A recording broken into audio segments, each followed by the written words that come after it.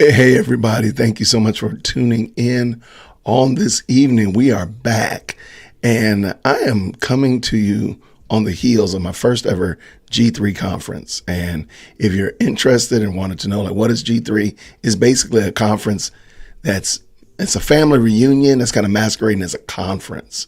And his goal, his intention is to edify you and to build you up and to really give you just a steady dose of good, solid biblical teachings and lectures and breakouts and fellowship, and then send you back out to your people, back to your respective churches or cities or states or even countries.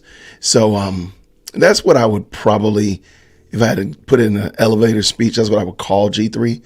So I'm just going to go over and kind of explain to you what was my experience being a first timer coming to G3 and such like that. So first of all, grace and peace to everybody that's in the chat. I am going to tell you right now, this is not going to be a super duper duper high level summary of breakdown of all of the sermons and all of the lectures. I want to encourage you to go to Violet Chakune's channel, Berean Babes. Link is in the description. She did a fantastic breakdown of the sermons and lectures and the podcast and all that kind of stuff like that. I would do a disservice. So go check it out. Also, I know you might have heard about the bomb threat. Well, Alton Johnson did a really good breakdown of the bomb threat that happened and all the subsequent things that happened after that. That link is in the description as well. And if you also want just another high level view of the entire conference from a conference veteran, Lou Chakune, Violet's husband, did a video as well on Seek Things Above. Link is in the description as well. And as more come through, I know Rick Caldwell is going to do one. I believe K-Dub is going to do one as well, maybe April. And as more Christian content creators are giving summaries, I'll probably just put links or give you all links, because it's entirely too much to give one perspective. I mean, it would be a 9-hour video easily. So I just want to encourage you all. Links are in the description for some of those videos that I caught. And if more pop up, I'll make sure I make those available to you as well. So what I want to do is give you like 10 things that I gleaned from the G3 conference. Some of these are satirical, some of these are fun, and such like that. And there's a few of them that are actually deep and thoughtful. So number one, first of all, let's go say what's up to everybody. Grace and peace. I appreciate you all stopping in. I see Marshall in the building. Oh, Marshall. Good to see you. Shara is in the house. How are you? I met so many of your people this weekend. It was amazing, Shara. Ben is in the house. What's up, man? Ben Gibson. Good to see you, the Sarge. Hey, K-Dub's here. Hey, man, grace and peace, friend. And, of course, Violet's in the building. Absolutely. Eladio, good to see you, my friend. Grace and peace. Grace and peace. I think my sister Q is in here. My sister from another Mr. Q is in here somewhere. I thought I saw her. And there she is right there. Happy Tuesday to you, love. Happy Tuesday, sister. Grace and peace. So, G3 was held here in Atlanta, Georgia. So I commuted to it. So every day I went down to the airport from Whitaker Park. And first of all, let me start my 10 takeaways, okay? There are going to be a lot of lines at G3, okay? I wasn't prepared for the lines. The lines were a little bit interesting. So I would highly recommend, for as it relates to, if you're going to go to G3, just be ready for some lines. Wear some comfortable shoes, have comfortable clothes. I saw so many families, husbands, wives, and kids in tow, and they clearly knew, they read the memo. They understood the assignment because they were super comfy. I saw nobody in high heels and anything that looked uncomfortable. Anybody that was wearing a suit looked like they were very comfortable in said suit. But be ready for the lines. And I also would highly recommend you stay hydrated. Get you some water, get you the little, you got your little cooler, whatever like that. Make sure you come hydrated. And also I would highly recommend that you, of course, charge up your smartwatch, charge up your Apple Watch, your Whoop or whatever. You're going to get a whole bunch of steps. So your Fitbit is going to get its workout in for sure. But also I would highly recommend having a charging bank. What I mean by that is for your phone, for your digital devices, have your little mobile charging bank. That really was something I noticed that, boy, there was a lot of people clamoring for these wall sockets, and If you have a charger bank, you don't have to worry about that. And if you got water, you're properly hydrated. You don't have to worry about the lines in certain areas. Because there was a coffee stand in the main hall. I don't know if they were selling coffee from heaven. I don't know if it was Hebrews coffee or a bean to go. I don't know. But that line was always long. It was always long. If you wanted coffee from there, you were going to be disappointed. Because I kept hearing people say, yeah, I was in line and they ran out of coffee, or yeah, I was in line, but I had to go to the next session, whatever. Bring your own hydration. That would be my first, if anything. Make sure you have you're properly hydrated and you're ready for the lines. All right. Next, for people like myself that were local, bring yourself a bag to carry your extra books and things that you're going to pick up. You're going to pick up a whole bunch of stuff, whether it be giveaway books. Like there were tons of books given away. There were tons of books that you're going to probably want to buy. There's tons of things you're going to pick up, shirts and hats and mugs and all this stuff like that. Just bring you an extra bag to be able to carry. Because I saw a lot of people that clearly did not understand the assignment. And they had one bag that everything was in it. And then they were buying all this stuff and they're carrying these books or carrying all this extra stuff. Just bring your extra bag, put it in your bag. And then when you need it, unfold it and you've been good to go. Now I will tell you this, and this is going to sound like heresy. So please don't excommunicate me, y'all. Don't tell Joel what I'm about to say. You don't have to buy every book that you see and every video that you see. You don't have to. Now, they had some great materials, and trust me, I'm a book guy. I understand the draw to want to buy all the books. The book room was so big. The main G3 bookstore was so big, it was ridiculous. And I could see people want to buy all those books. You don't have to. You don't have to. You really don't. It's okay not to buy all the books. You don't have to buy all the books. So, or all the videos. There were tons of videos also. There are books and videos available, and you don't have to buy them all. It's okay if you don't buy all the books and all the videos. I'm just telling you right now. But with that, I would still say, I did say a moment ago, you should have a power bank. Like I had a power bank, and it solved a lot of my problems, because by the end of the day, my phone was getting a little bit low. And I know when I get in the car, the wireless charger doesn't like charging it when it gets under a certain percentage and it gets in the single digits, it doesn't charge well. So I had my power bank, and it fast charged and kept me going, and I was good to go. I would also, if you found yourself as one of those people that are clamoring for a power socket, I would actually bring a very small, a very light, but useful length extension cord. Because there were a lot of people that were stuck to the wall with their power cords. And I'm like, if you had an extension cord, you wouldn't have to worry about that. So that would be something else just weird. Just bring your little extension cord. It don't have to be a super duper extensive one. It doesn't have to be a 19 plug extension cord. Just a small extension cord to get you off the wall, because there were a lot of people stuck to the walls at the convention center because they had a laptop, they had a cell phone, they had a camera that they were trying to charge up, and it just seemed like a lot. So just bring that. So something else. You don't have to buy all the books. Bring yourself an extra bag and bring yourself a power cord. It wouldn't be bad. All right. This is something I thought was super cool, and shout out to the G3 team and such like that. There were tons of places to listen to the sermons. So of course there is the infamous main hall, which is massive. Main hall is massive.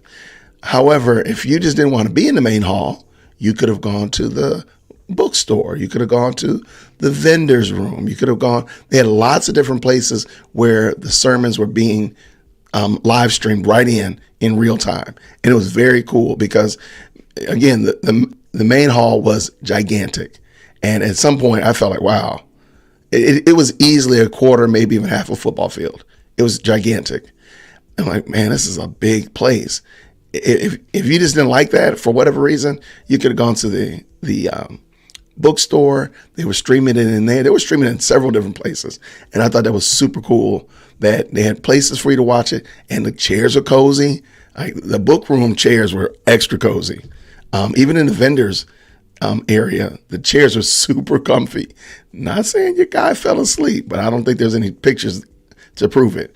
But they were super comfortable. Whereas you had the the stadium chairs, the regular convention chairs in the main area. You can go sit on a nice, comfortable couch, unwind, and such like that. It was super cool. And I mean, because the main area was so big anyway, you're going to be watching on a screen. So you're watching on a screen somewhere in a comfortable chair. I thought that was cool. So I really think that was great that they made it.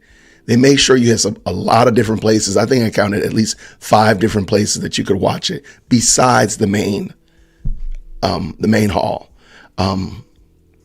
The vendors hall was just very comfortable, very easygoing. Now, granted, you are going to have different noise levels because people are milling around and talking and yucking it up.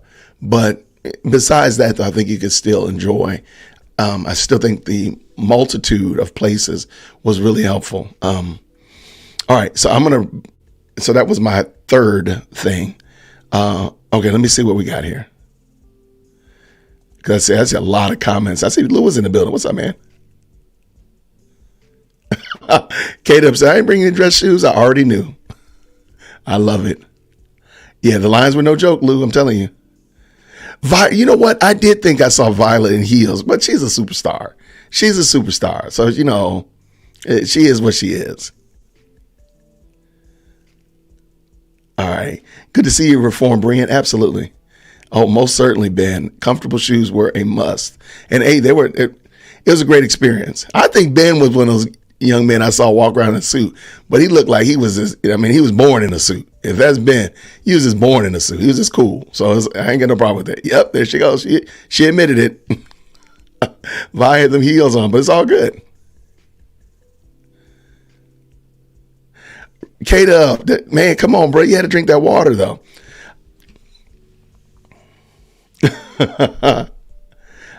Yep, Charging Banks was on point. I'm telling you, man, Charging Bank came in point. I mean, there were men there who clearly, again, like I said, they wear suits all the time. I'm not a suit wearer all the time anymore. So I would have been a fish out of water. I'd have been uncomfortable in a suit. But there were some people that clearly this was their jam. So I'm not judging anybody.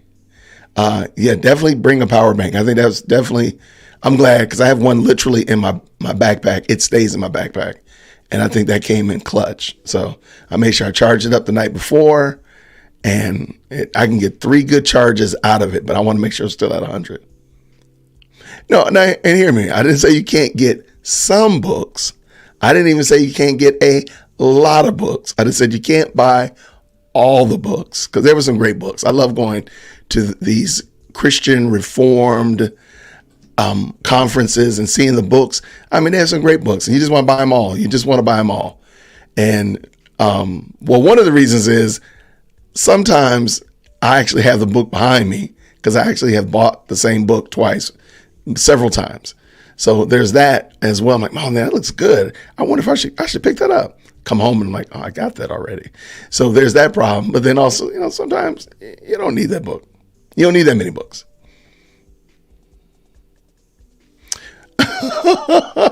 Lou said, content creators, don't bring your whole studio. I love it. I love it. Now that was I meant to bring that up. Thank you, Violet. They did provide shipping. That was interesting. So if you bought books this year, I'm not certain. It sounded like it was something new. Somebody mentioned like, oh, this is something new this year. So if you went to the main book room and you bought books, I'm assuming if you bought books in the main bookstore, not just anywhere, they would ship the books for you. So you didn't have to carry them home with you. That was cool. I will admit that. Now I wasn't shipping any books to Whitaker Park because I could have brought them home. But I did think that was nice and cool. I don't know how that worked out. All right. They are cheaper. I got you. They are cheaper. But sometimes I don't think you need all the books, though. I'm just going to say all the books.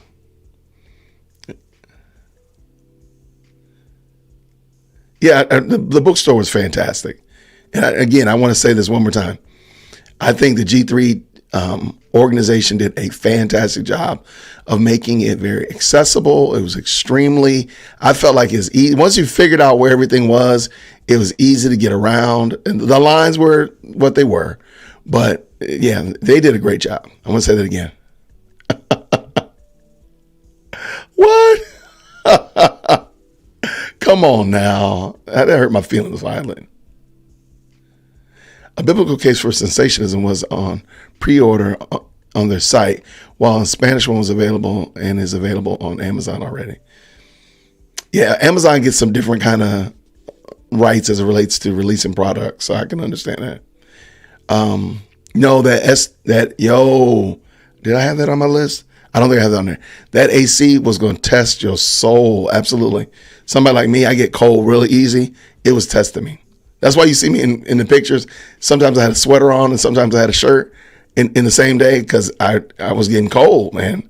The air worked. Let's just say it like that. The air worked. Hey, what's up, God's fancy girl? Good to see you, friend. Good to see you. All right, let's go have some fun. All right, number four. All right, I loved another thing, kind of going along with making the place accessible to seeing the sermons in different places. I thought that the speakers and authors were super accessible.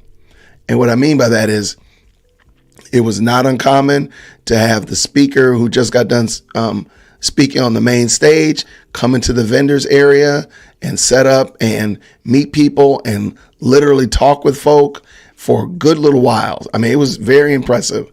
I was able to meet with Vody and Justin Peters and Paul Washer and James White. It was really cool for them to be so accessible. So sometimes they came into the vendors area and set up. They had book tables or whatnot. They did the podcast with John Root. It was really cool. And they did the Q&A. So I really think that G3 did an excellent job of making, nobody seemed to be standoffish. Nobody seemed to be, oh, you can't touch me or anything like that. Talking with Phil Johnson and his wife. It was just super, super low key. There was no pretension. Everybody was just easy to talk to. You see somebody like, oh, there's John Osmond right there. Hey, there's so-and-so right there. Very, very cool. And so I don't know if that's germane to G3 or is that just conference speakers. Most people know that when you go to conferences, you got to be accessible. I don't know, but it was a great experience to be able to talk with people just right there. Hey, there's that person right there. Virgil and Daryl Harrison were just always available. Like you just see them like, oh, there they are. I got to talk to them or whatever like that. And to see them standing there talking with people, there maybe there was a line, maybe there wasn't, but seeing them stand there talking with people, just average Joes and average Janes, having conversations with them, talk with them, praying with them was extra, extra encouraging. So I thought that was super cool, very dope. And I'm going to get to number 5. Let's go over here and see what you're all talking about over here. I think that's a very good point, K-Dub. G3 needs to Seek Things Above TV do some Christian rap next year. In 25, I think that'd be great. I approve that message. What's going on, Eric? Good to see you, brother. Thanks so much. Thanks for so many of you sharing your G3 experience with some of us that couldn't make it. Sounds like it was a great time. It was a great time. And Eric, I would love to have seen you, but I know that I will one day, God willing. But it was an excellent experience. And I think I actually have that on here. Yep. Meeting all the Christian content creators. We're going to talk about that as well.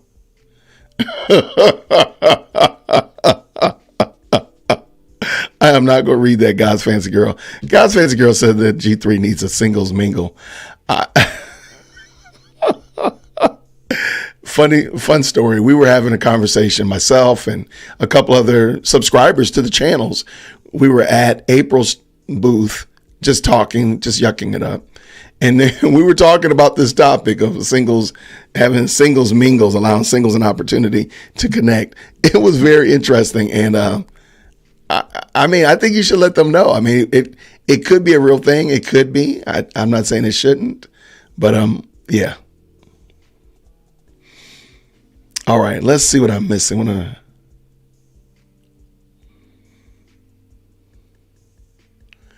right, who am I missing? Oh my gosh. And I'm going, oh, by the way, I am collecting pictures and video clips that people have done from G3 and putting them together in a montage.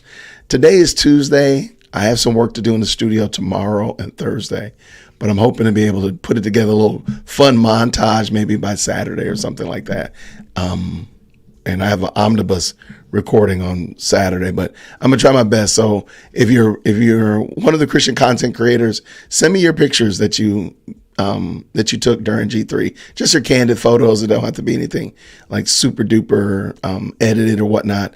I just was gonna put them together in a nice little video montage so we can all have it and show on our channels just the things, just some highlights from G3. What's going on? Alton in the building. Everybody, Alton is a real human.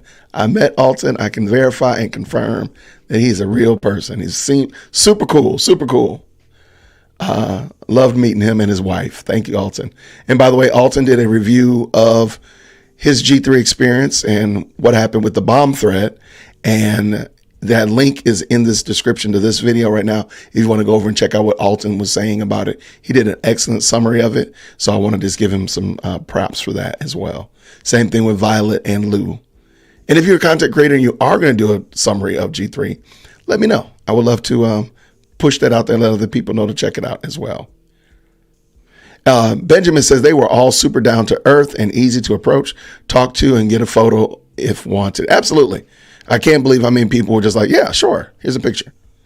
Here's my phone number. I mean, I can't believe it. It's because I got some other really good stories, some super positive stories. Again, shout out to Virgil Walker and Josh Bice and the G3 organization, because this was if you have never gone to a Reformed Christian conference before, this one right here was the best, was a great advertisement to come to more.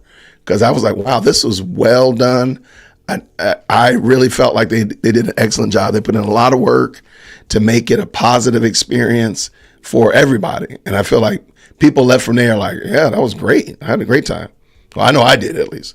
All right, so number 5. And speaking of that, the food was amazing. The food was great. However, I would bring my own. Now, I know that sounds contradictory. They had some great food. They had some great food stands, the little food trucks that were there available. Excellent, man. I had some, oh my gosh, some excellent food. However, it was pricey. It was not cheap. And so I would probably just encourage you, if you fly into town and you're in an Airbnb, man, bring your own food. Or if you're commuting like I did, I don't know why I didn't go get food the night before. I have no idea. I could have done that. I could have brought food from the house. Anyway, that would have been my only thing. I think the food was great. It's just expensive. And, yeah, just bring your own. That would have been my only thing. So I said, like, if you had your own Airbnb, you would save more money. These families that had like 3 and 4 and 5 kids with them, bring your own food. Bring your own food. Don't be in nobody's line. Bring your own snacks. Bring your whole everything. You're going to be so much better off. I thought the food options inside were great. Again, shout out to them. There was a real good mix of food. Shout out to Chick-fil-A and the other, I think they were caterers for the actual GICC. Their food was fantastic. And then they had tons of different food trucks that came for lunch. They were excellent. And of course, you could have left the property and went to one of the local fast food places. So there were lots of food options. Again, I'm just kind of kicking myself like, why am I doing this? I could have brought my own food. I will say this, though. However, as it relates to budgeting and such like that, especially if you got a lot of people in your camp, just bring your own food. That would be my highest suggestion. All right, we're going to talk about sermons next, but real quick, let's see what we got in the comments here. All right. Alton is taller than I thought. Okay. Okay, that's fair. I know Rick Caldwell always surprised me because I thought Rick Caldwell was massively tall. Rick Caldwell's not.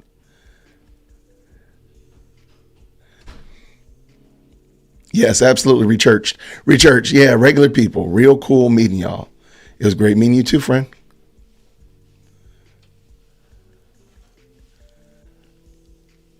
All right, let me see. Let me see. Yeah. Now this was not on my list, but it was something. Let me double check, make sure I didn't put it on there. No, I did not. All right, because now I'm getting to like serious stuff. So this is my like last non-serious thing. Okay, I think next time we need to have like we need to give name tags, because you meet people and they give you their name, but you know them from the comment section of your channel, and you don't actually know, or they give you their name and you don't know who they are, or they give you their handle from the comment section and you don't really know their name. So like mine would be, hi, I'm Dear Woke Christian, aka Jason Whitaker, something like that. I think we should give name tags, because especially when you're meeting with the Christian content creating community, we might have to start giving out name tags next year or the next time we do this, because there's so many people like their name, but you don't know their handle, or vice versa. You know their handle, but you don't know their name. All right, let's get to it now. The sermons, they were amazing. The focus this year was on the sovereignty of God. And I don't know if they intended it to be that appropriate as it was, but boy, it was so encouraging to hear, to listen, to be edified by Voddie and Paul and John and all these other great men who love God's word, to be encouraged around the sovereignty of God. So in my notes here, I said the sermons were amazing. They were fire, as the kids like to say. It was super encouraging to hear these men remind us of something that slips under our radar on a regular basis, that God is sovereign. There wasn't one sermon that I felt was wasted. I don't feel like any sermon from, now I wasn't there for the pre-conference, but from my speaking with Rick and others who were at the pre-conference, it sounds like that Wednesday's sermons and lectures and speeches were just as intense as those on Friday and Saturday and Sunday.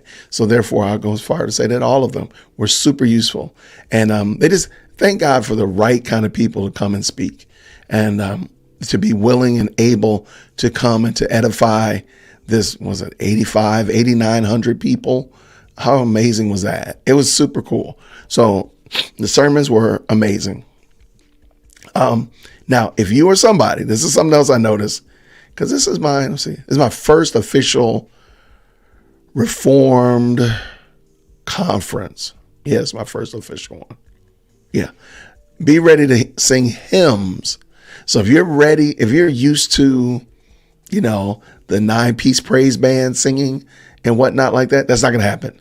You're going to sing just like you're going to sing in church. And I had no problem with it, because it's funny. A lot of the songs and hymns that they sang, we sing at Smyrna Press on a regular basis. So I was like, okay, cool. I was like, I actually know the song. I wasn't mumbling the words. So I thought that was cool. But to hear again, 7,000, 8,000 people singing about the wonder and the glory of God simultaneously. Yeah, that gets feels a little bit. So it was super encouraging. But if you're not used to that, if you're used to, a praise band and whatnot like that, that's going to kind of throw you off. But I loved it, and I had no problem with it at all. Susie Q's in the building. Good to see you, love. Thank you so much. Susie is a great moderator. Thank you so much. I do appreciate it.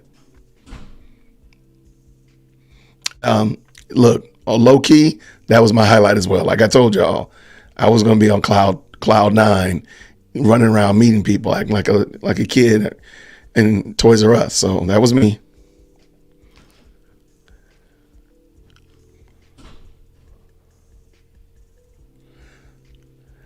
I saw tons of RVs, Susie. I did see several RVs and large campers on the property. So, hey, that's kind of cool.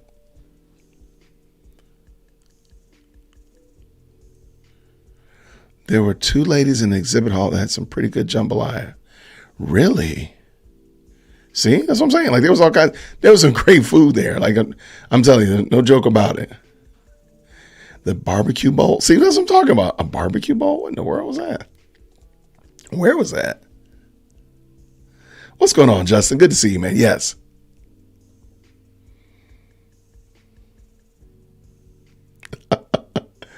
No alias for Alton. Alton's not doing aliases, so stop doing aliases. The sermon, right, man, the sermons were amazing. I think all of Steve Lawson's sermons are fire, to be honest with you. I thank God for him. Absolutely. Ooh, don't get me started talking about James Coates. By the way, tomorrow, your guy is interviewing James Coates. And you never heard of James Coates before? Oh, my goodness. Oh, man. So, yeah, James Coates is coming on Dear Woke Christian on tomorrow, 7 o'clock Eastern Standard Time. And we have a great conversation planned. It's not only about him being arrested, but just some of the other great things that they have going on. So come check it out tomorrow. I'm him preferred now as well, K-Dub. I'm totally for it. I'm not for spectator praise and worship anymore. So I'm totally for it.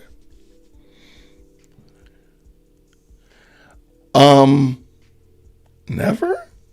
I love you, Violet. Yes, Benjamin, absolutely. It was a great, man. It was really encouraging. If you're not used to singing hymns, I would highly recommend you just kind of find your church that sings hymns. I think it was a great experience. I don't think K-Dub was being standoffish, was he? I don't think so. I mean, now I will say this. I think K-Dub was doing what K-Dub probably does and planned to do. I told them exactly what I was going to be doing before we even got to the convention center. So K-Dub was doing exactly what he said he was going to do, and I was doing exactly what I said I was going to do, which was I want to meet people. I said that. So, yes, the congregation singing was amazing.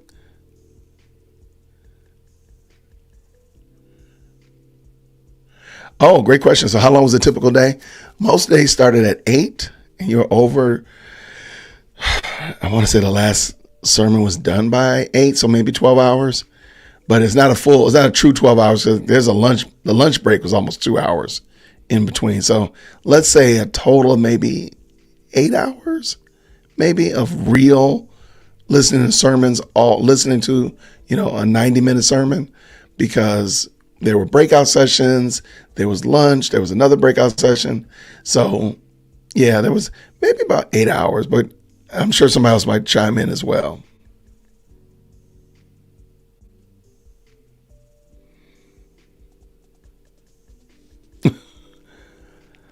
Yeah, we definitely should have taken a big giant group picture.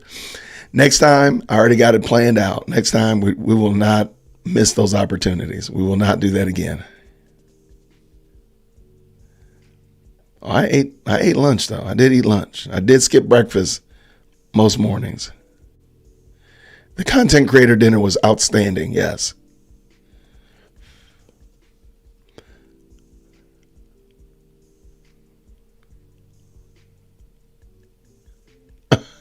Good to see you, Nicholas. No problem, man. No problem.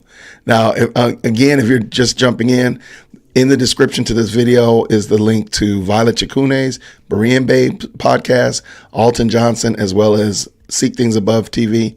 They did some excellent reviews of the G3 conference, from looking at the sermon, looking at the bomb threat, as well as a veteran talking about his experience at G3. Those are excellent. So go check those out after this live. All right, what we got here? Okay. I think I got caught up. All right, so let me jump back over here. Now, number 8. This is a family event, I will say.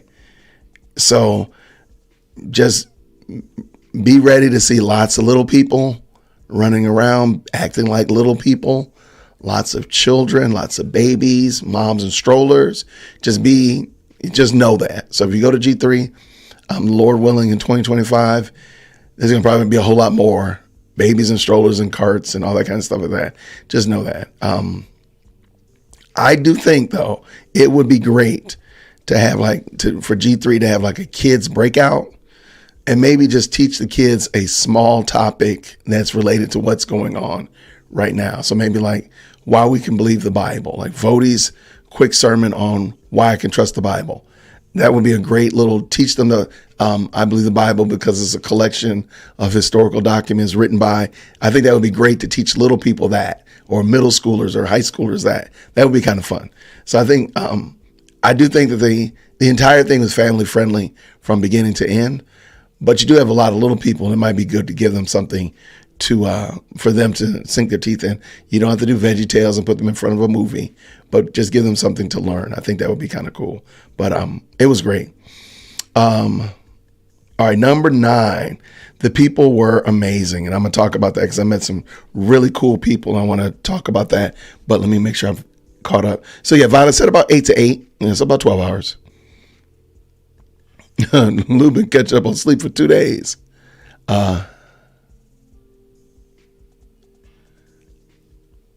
Oh man, Nicholas, we gotta have you next time, man. We gotta have you. Oh yeah, this was a family affair, Rechurch. This was a true family affair. Like yeah.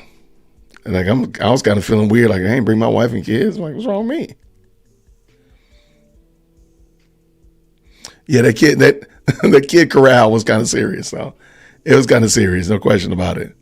All right, so I said the people were amazing. And I said meeting so many people who make our channels possible was extremely humbling. So first of all, meeting all the Christian content creators. So this is my first time meeting Lou, my first time meeting Violet in person, as well as Alton and several other Christian content creators, Jarena, as well as those who are in our comment section, like Kiana and Vic, as well as God's Fancy Girl and all those others. And there were tons of other ones that came. I was at a booth. It wasn't my own booth. I didn't have my own booth, but I was at the Bar Podcast booth. I'm just holding up, meeting people and shaking hands and saying hi and stuff like that.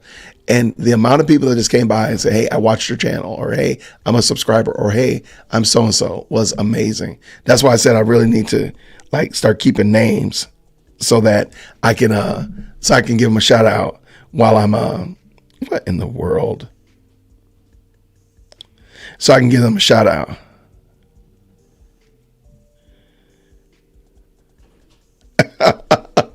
So I can remember who I actually saw.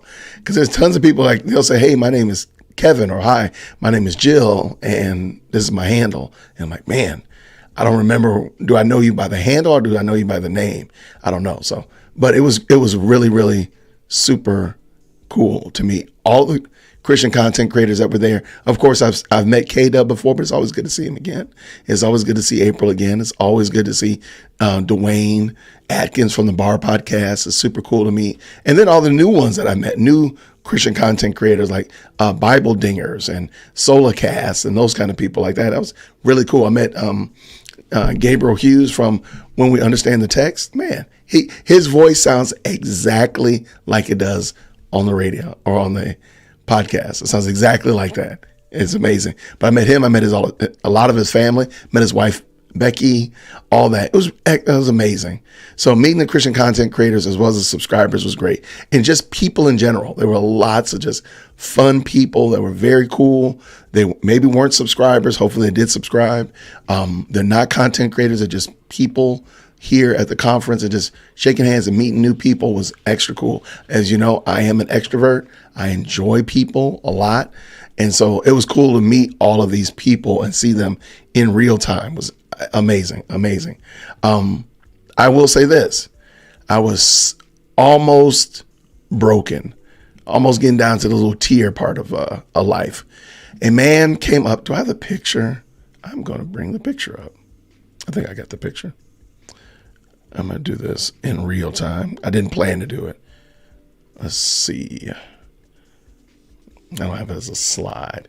A gentleman came up to me and he just said, I want to thank you. I'm like, what'd you talk about?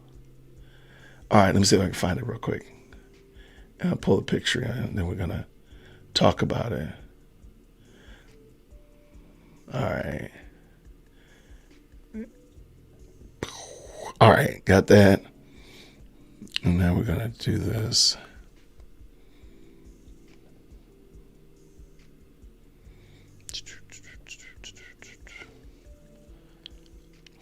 It won't let me. Of course it won't let me. Of course, it won't let me do it because I didn't. All right, I'll save it. Save it for later. All right, so I met a young man who I did a review of one of his sermons. And he came up to me and he said, you know what?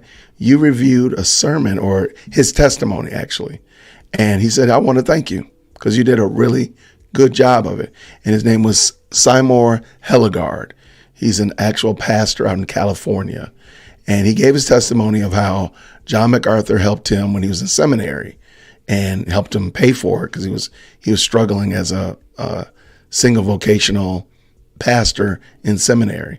And John MacArthur helped him, and he gave his testimony about overall just how John Mac helped him, and then of course where he is now and how he's growing his church, so on and so forth. And it was such an encouraging talk.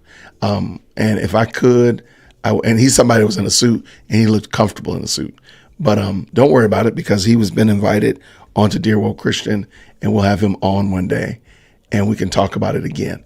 But no, it was really cool to have him just, hey, you know what? You reviewed a sermon, and I didn't send it to him. I didn't intend for him to know about it or anything like that. I didn't anything, but just the fact that he did. And I thought that was super, super cool. So anyway, that was one thing. I was like, man, that was so encouraging. Next, I really enjoyed our Christian content creator meet and greet. We had a couple hiccups, but to God be the glory. It was still an amazing, I might as well just say the whole weekend was a meet and greet because we were meeting people all the time. I met Jarena. I ran into God's Fancy Girl and Vic and so these other people that I'd never met before in person. And it was super cool to do that and to see these people and to know that they're out here in these YouTube suburbs or YouTube streets trying to make much of Christ. And like, hey, I got a chance to connect with you. That was a lot of fun. And I will tell you this. Okay, yeah, fourth part of this was be ready to talk to a bunch of people. If you have some kind of phobia or some kind of issue with meeting just random people and talking to random people, you're going to have a hard time at a conference like this because you'll have a lot of people, especially if you're in the Christian content creator space. There's going to be a lot of people that just want to come up and just want to talk to you. And especially if they recognize you as a content creator or whatnot like that, or they see you with another content creator that they know, whatever like that, they're going to want to talk to you. So any of your standoffishness, sometimes I can be standoffish when I'm like, maybe I feel like overwhelmed with a lot of people and I'm going and going and going. Sometimes I can be like, I got to get away from y'all for a second. But just know that you're going to be talking to a lot of people, a lot of them. And it is perfectly okay to give yourself a little rest, but don't shoo anybody. So whether whatever their stripe or creed or whatnot like that, just know that you're going to be running into a lot of people, and it's okay to talk to them and have a good time and meet people that you didn't know, meet people that you wouldn't have regularly talked to and such like that. I talked to two gentlemen from Abolish Abortion. I think we talked for an hour, and I probably under any other circumstances would not have started a conversation with them or had to sat down with them for, not on my own. But for some reason or another, I think one of them had watched one of my Andy Stanley videos and was like, hey, I want to show this to his friend. And he brought me over and said, hey, come here. And he showed his friend like, hey, look what this guy did, and showed him the video. And we were sitting there talking. An hour later, we were still talking it up. So it was a lot of fun, but just know that you're going to end up talking to a whole bunch of people at a conference like this. And I got my last point is new opportunities. I'll come back to that. All right, let's see what we got in this building.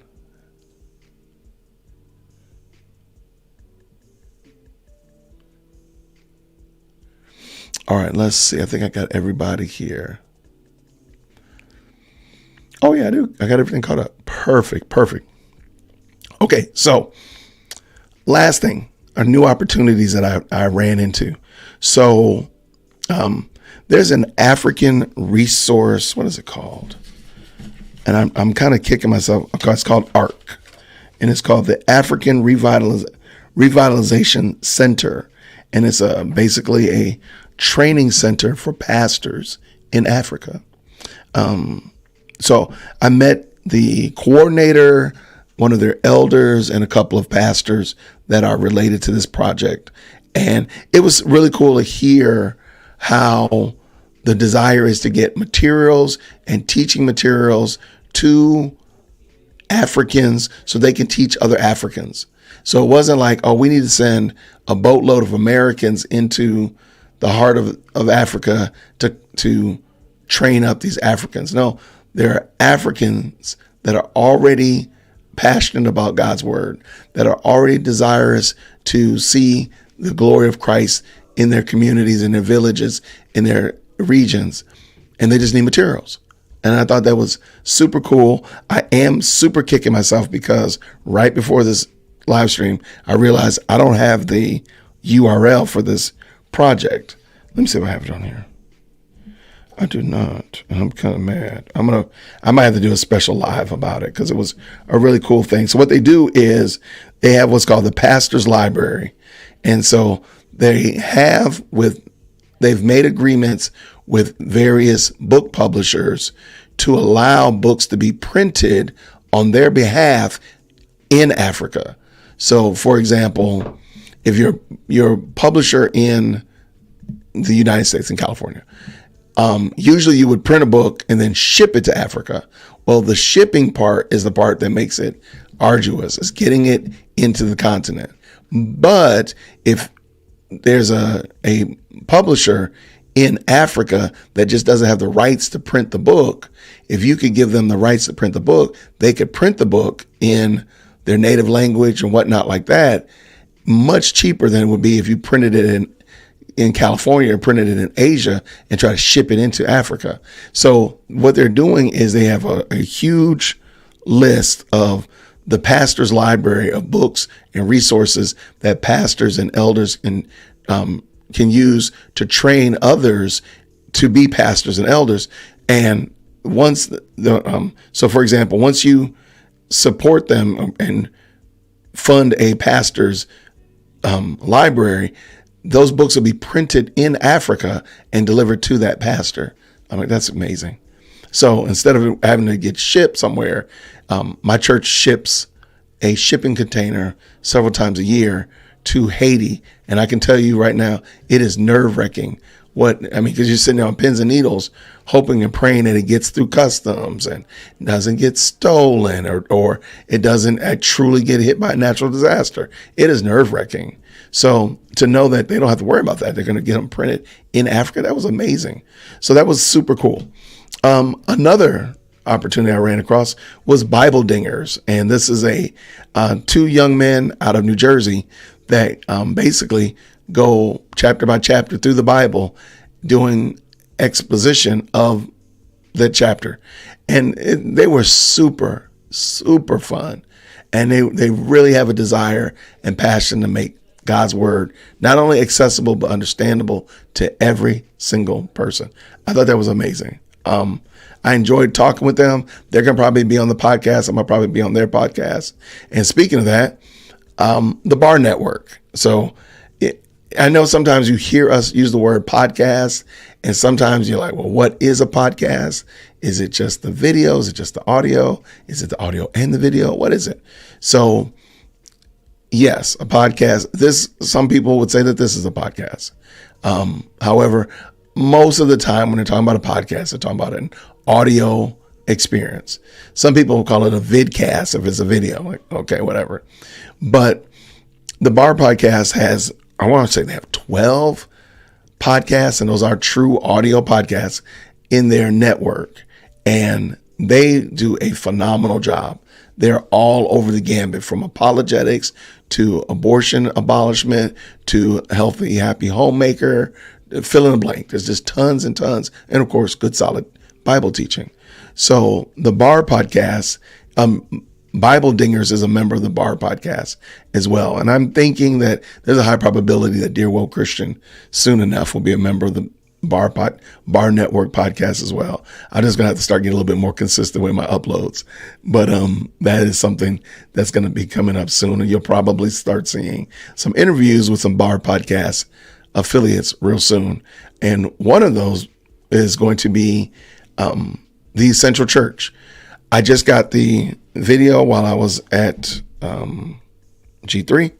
I was watching it and finished watching it before this video. And I'm going to sit down with the producer of the movie, Essential Church, which primarily is centered around the why it's focusing on Grace Community Church in California, as well as Grace Life Church in Canada and Bible Fellowship Church in Edmonton, Canada, that all experienced lockdowns and some even imprisonment because they refused to shut down the church during COVID. The reason I bring that up is because it was super informative. If you haven't watched the movie, it's very informative, and it gives you a little behind the scenes about how Grace Community decided to open up, or what was going on in James Coates' mind when he decided to refuse to adhere to I forgot what it's called, the AHA, the health advisement in Canada, and such like that. It's super informative because it gives you just another perspective, especially if you've been getting your perspective from the news. But don't worry, because James Coates will be here tomorrow, and we'll be talking about that as well. But so those are some opportunities that have come up. I'm going to probably do a whole new video on the African Revitalization Center, because I really thought that was really super informative. And to hear what they're doing was very cool. And I'm just kind of kicking myself because I think all the other paperwork around it is in my bag, and I didn't bring my bag in the house. Sorry about that. But have no fear. We'll come back to it. And maybe I'll ask them if they want to come on and talk about it. That might be something cool. And that might have been them calling me. No, it's not. It's my niece. But yeah, that was it. That was my 10 takeaways, if you will, from G3. I know it's definitely more than 10, but just some highlights, some thoughts, some things I picked up while I was at G3 and just want to talk about them. So I appreciate y'all. Let's see what we got here. I see Vic is in the building. What's up, man? What's up, brother? Grace and peace, man. We already talked about your Christian mingles, your single and mingling option, brother. Oh, really? They were giving them away like all over the place. Susie says, still waiting on my copy. My church is planning a congregational screening with a dinner fundraiser for youth camp. That's kind of cool. I think, you know what? I might ask that because it's definitely informative. I think that would be good. I think a lot of people benefit from checking it out. And my church didn't go through that much consternation, if you will, as it relates to being open. I think we were in a lot of agreement about being open as a church. So, but I can understand, where Grace was, because it was their government was much more draconian than we were here in Georgia. So yeah, I can definitely understand it. But yeah, I would love to hear what you think about it when you see it, Susie. And hopefully, I believe it's the producer who asked to talk with me about it after I get done. I believe that's what it was. 1 second. Now that is some good coffee. So Vic, shout out to Vic right here. Shout out to Vic. Where is it? Vic right there. Vic gave me some coffee from Dominican Republic, and shout out to Vic. You my guy. This is some good stuff right here. That's some good coffee. I ain't trying to be mean, but that's some good coffee right there. That thing is real. Oh, wait, who's Kristen? Kristen Nicole says, feel free to reach out to me if anyone has questions about showing the film in your church or any questions about the Essential Church. Kristen, are you a part of please drop your link in the description, please. We would love to, if you have a URL or an email, a URL. if you have one of those AOL things, if you have a URL, please drop it in the link, Kristen, or send it to Susie Q. We'd love to support you and encourage you.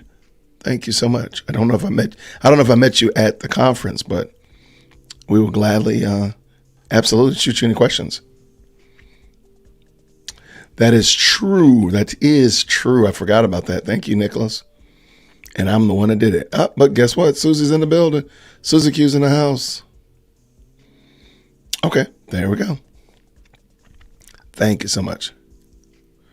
Oh, well, cool. Well, I'm almost finished, so I reached out to Buckaloo about it, and hopefully we'll be having a discussion soon. Yeah, it was super encouraging, though. I do think that as we have, what are we, almost 4 years with COVID in our rearview mirror, and we're definitely learned a lot post COVID, definitely 3 years with COVID in the rearview mirror. We've learned a lot, and I think going back and kind of seeing like how people navigated and moved and kind of remembering, like, wow, yeah, I do remember that. Oh yeah, that was right. I didn't remember that there was a church in Las Vegas, that sued to be able to open. And the argument was like, hey, you're allowing casinos to be open. And the Supreme Court said no. I didn't know that. Like, that was something that jumped out at me. Like, I didn't know that. So that's something, it's just good to kind of get a high level, 30,000 foot view of what all happened in different areas and different pockets, because at the end of the day, I think that's key. So yes, thank you so much, Kristen. I hope that hopefully we can talk about it. I would love to put that back on the screen again, just real quick. If you have any questions for Kristen about the movie The Essential Church, there it is right there. Thank you so much. What kind of camera do I have? Are you talking about me? What kind of camera? I still got my normal Canon MD50.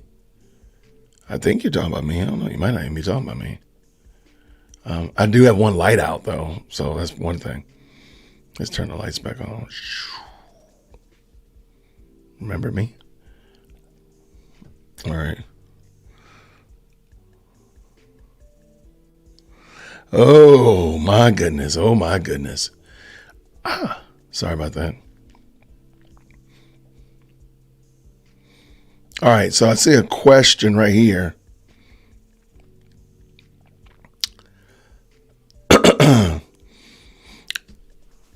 I don't think there was any I think the issue is there's an ideological problem brewing in evangelicalism, if you will.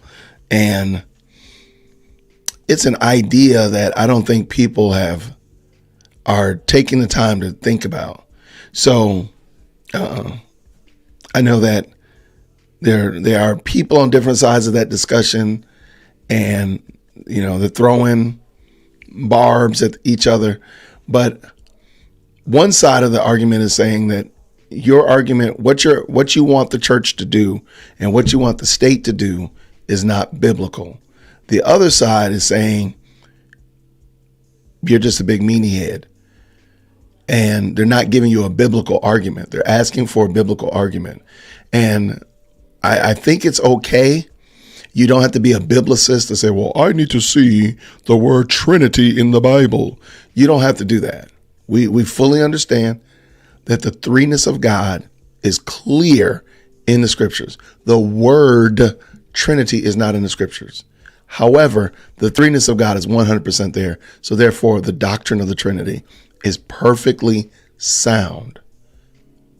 Now, that being the case, for you to say that we need to have a certain type of government, or that Christians need to be doing a certain type of thing to move around in the world, show me scripturally where we were told to do that, is all that's being asked.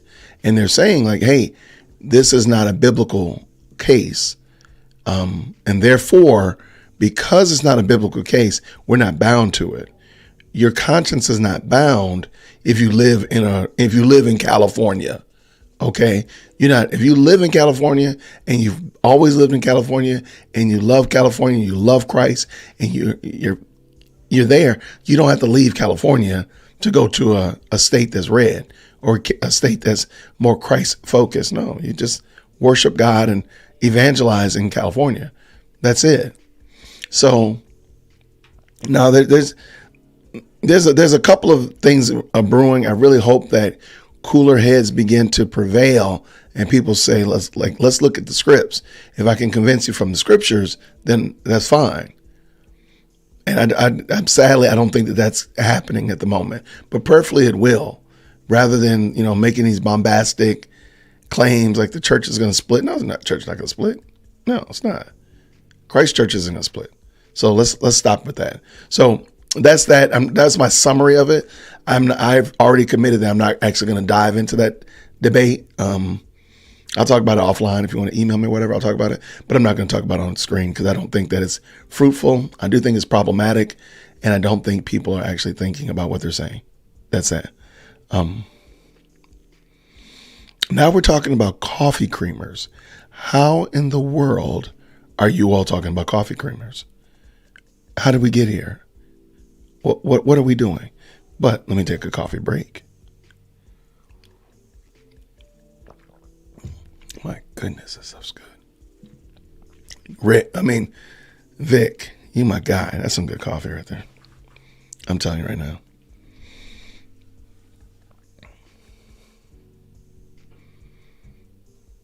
Okay, there's a whole bunch of family reunion going on around coffee creamers.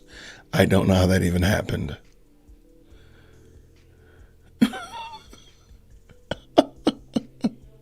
Do they still? I'm sure they probably do. I'm sure. I didn't know they still made instant coffee. Instant coffee is just cremated remains of coffee beans. I forgot they even made instant coffee. I thought instant coffee was dehydrated coffee that was like rehydrated when you put it in the. I didn't know they even made that stuff still.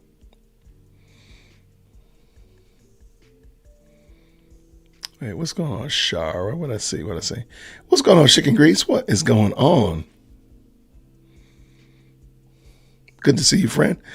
Hey, man, you good to go, bro. Your credit is good with me, man. You can come on right over to Whitaker Park and bring that coffee when you come. Absolutely. Really? I have to admit, I did not think that people I didn't even know they still made instant coffee. I didn't even know that. That is wild. Oh, now that's a great coffee right there. Oh, wait, I'm sorry, right there. Yes. Bustelo. That's a great coffee. Yes. Black and iced. Come on. I need to go get this one, the one that Vic got me. It's fantastic. I ain't gonna even lie. You got this. It was great. But y'all watch out. Stretch your hands towards Chicken Grease. Come on now. What are you talking about? You know what it is? You just haven't had the right coffee. That's it. But you can buy me a coffee and that will help. There you go. What did you say? Shara. Oh my gosh. I might have to call moderators. We got some people in here that need to be church disciplined. Come on. Wait. There we go, right there. Right. There we go. We can go charismatic on there. Shonda and the coffee bean. Come on now. We don't have any room for that kind of craziness in here. This is a very positive, pro-caffeinated environment. We do not talk crazy stuff like that. No, ma'am. No, sir. Yes, please time out yourself. Moderators, please. Oh, you're a moderator, for crying out loud. Let me take your moderation. What is wrong with y'all people? I can't with y'all. But I do want to admit, I enjoyed highlight. If I had to say like my favorite things of G3 was meeting all the content creators that I met, meeting all of the subs and subscribers that were there. And the sermons.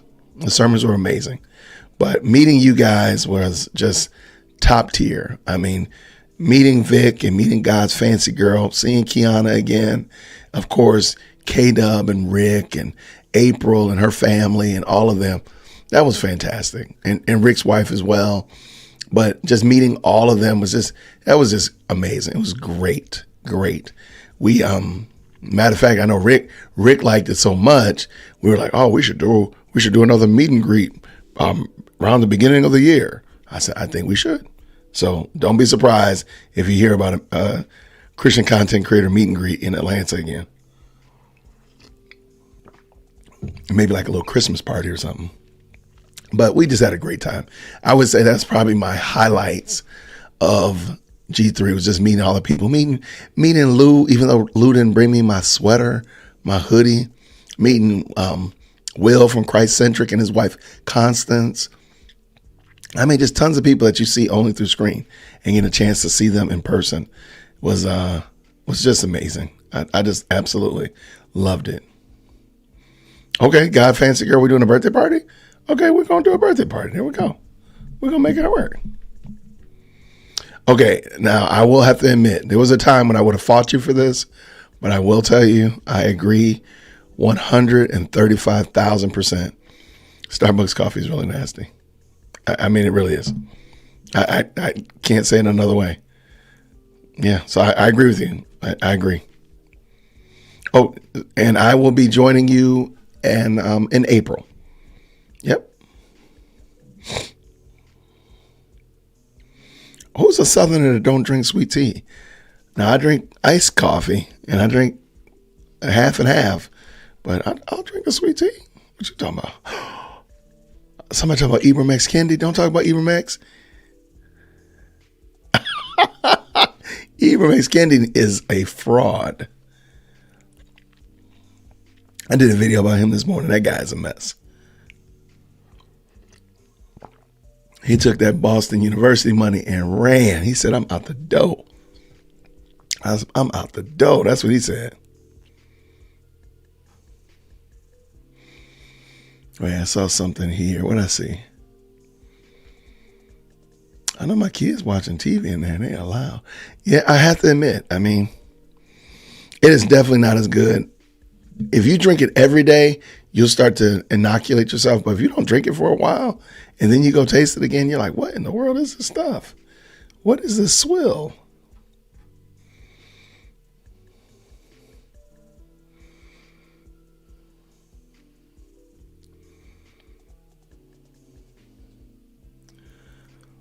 Victoria said she is from Boston and she's embarrassed about Boston University and Ibram X. Kendi.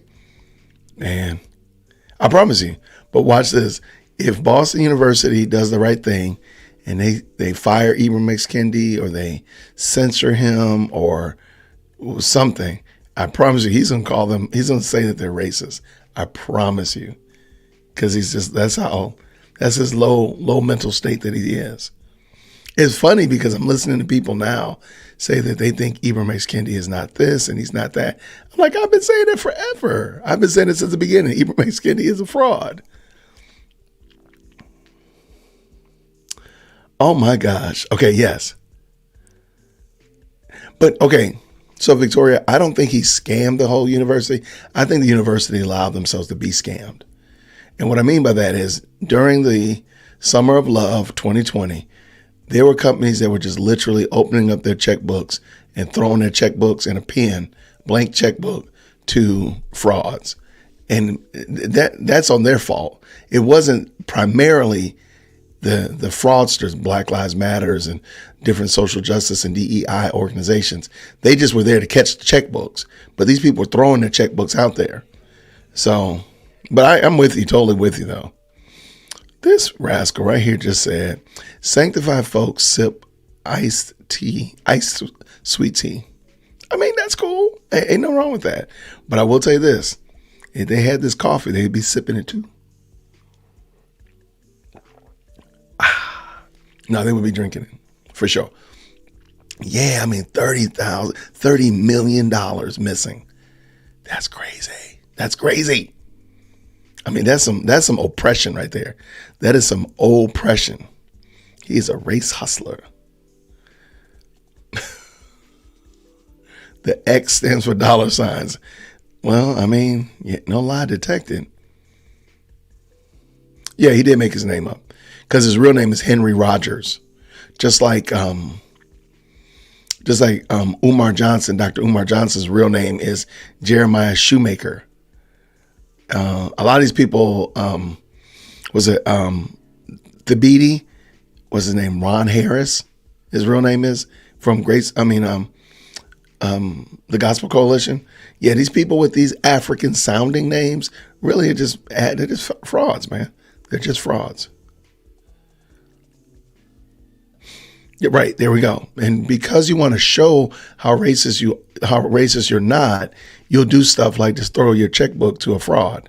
And that's what they get. That's what I'm saying. Like they kind of open themselves up for that. They were paying for the sin of racism. That might be how they end up spinning it. Like, oh, well, we got defrauded because we were racist in the past. Like, that's probably what they'll end up doing. I'd be fit to be tied if that was yep, absolutely. If I'm paying tuition or I'm paying scholarship money or I'm paying alumni fees and y'all giving away $30 million, now I'm sure is a drop in the bucket to their probably endowments that they have. But still, that's not to be. I mean, $30 million gone in 2 years. That's a lot of money. And by the way, was it Susie? Was it you, Susie? I think it was Susie. Somebody sent me, remember on the video today, I said, I want to see this graphic novel. Somebody sent it to me. I think it was Susie Q, because Susie does not love me. Susie does not love Dear Woke Christian. That graphic novel is so stupid. First of all, it's 300 pages. I thought it was 200. It's 288 pages in total. And that's not a graphic novel. That's a graphic dictionary, okay? That's a graphic thesaurus. Let's just be honest. But, and another reason why it's not even in the millions, because first of all, Amazon printed that for free. It's not even colored. So it's not like a colored graphic novel. If you go to a comic book store and or Barnes and Noble or a bookstore or library, and the graphic novels generally have a spine, so they're like your typical book, and they're usually full colored. This book is not even full colored; it's penciled, so it's black and white. That did not cost anywhere in the millions, and it's $30 or $25, something like that. That's pretty pricey for a book. So, and lastly, it's printed overseas. So they didn't pay $25 for that. So there is a profit in there. So maybe it costs $5 a print. Shipping it, let's just say another $5. So there's $15 worth of profit easily on that book. I'm sorry. So, yeah. So I started looking through it. I was like, wow, this is such propaganda. This is such propaganda. It was really bad. So I'm probably not going to go through the whole thing, because maybe I'll do the review of the little bit that Susie sent me. I think it's like 26, 27 pages of it. It's pretty bad.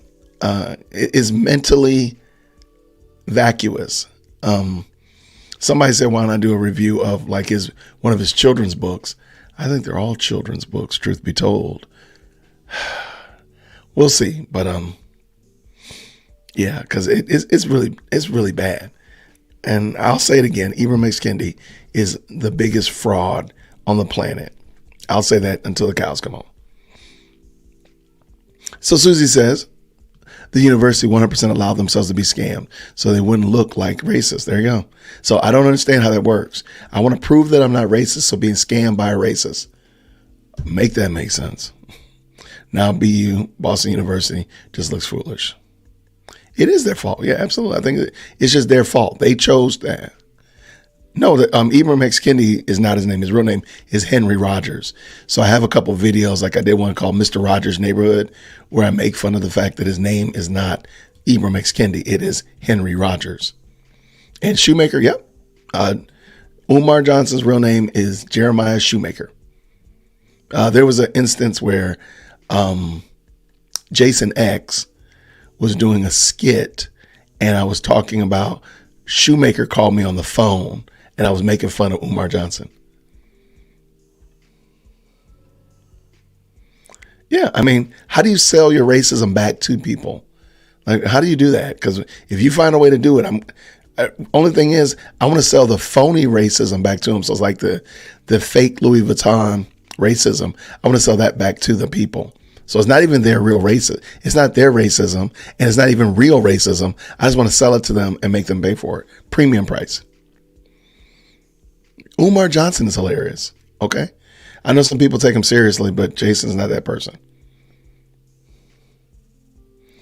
Due to inflation, the price of racism has jumped. For you, it's 60 million. Yo, that's a Biden inflation type of deal. You should have paid for your racism back in 2020, 2019. Tuition reparations. See? You won't hear anybody say that though. Yes, it was you, Susie. I thought you loved me. I really did think that you cared about me. It is really dumb. So Ibram X. Kendi's graphic novel is really dumb. It is really stupid. And I'm sorry. I know that sounds mean. I know that sounds trite, but that is huge.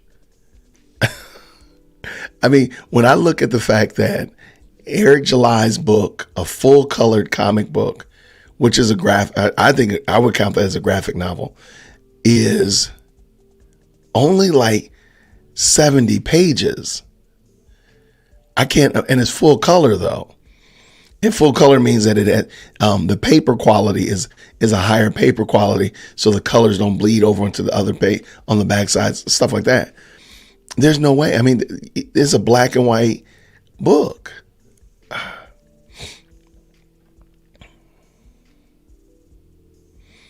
We're not colored anymore, Jason. What are you talking about? No, the book is not colored. Like the pictures in the book are just black and white, kind of like your newsprint, like your old school newsprint comics and comic strips. It's just black and white. Like what coloring does take a long time, and it does add a cost to the books. I totally understand that, but these books aren't colored. So where's the price? Where is that? Oh, Susie dropped it in the link in the description. I don't think it was printed. I have no idea. What's going on, Nakia? Good to see you. Good to see you. All the pages are white. You're calling racism. I can't take y'all. I really can't.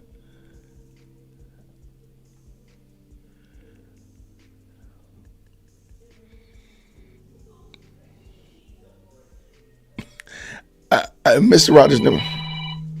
Oh my gosh. Un momento. Hey, buddy, I'm on a live stream. Is everything good? Oh, yeah. I was just letting you know the news. I got approved. And I should be moving Friday. Okay. Congratulations, babes. Thank you, buddy. All right. Catch you in a minute. Okay. Bye, babe. That's my niece.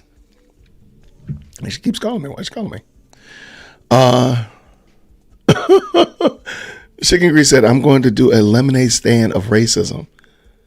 Oh my gosh. What, like people with less melanin have to pay more, or what? Like what, how does that work?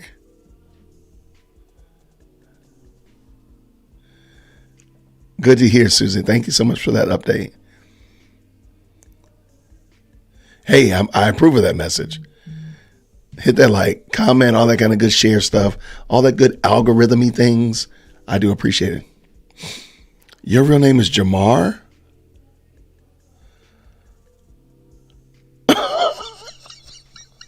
Nick, stop it, please. Nick says, my real name is Jamar, but I wanted to sound cool, so I changed it. That's how you know I'm legit.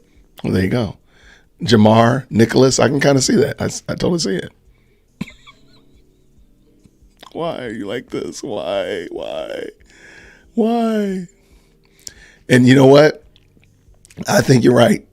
I think, Nick, your new name will be Jamar. I think we're going to start referring to you as Jamar. And that's going to be your deal. Oh my gosh, Chicken Grease, what? 25-cent lemonade plus racist white sugar, $500. Wow. Is that for everybody though? Like, how much would I have to pay at your lemonade stand? Like, how much would I pay? Wow, that's amazing. No, I think he said Jamar. I like Jamar, but I mean, it could be Jamal, Nicholas, Jamal. I mean, either one. Y'all are wild. Y'all are wild. No, it can't be Nicholas though, Susie. It has to be Jamar. Smiley face emoji.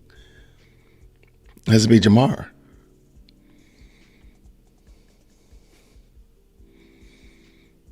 Camacho. Wow. My last name is actually Camacho, but want to make things more complicated. Piratey. I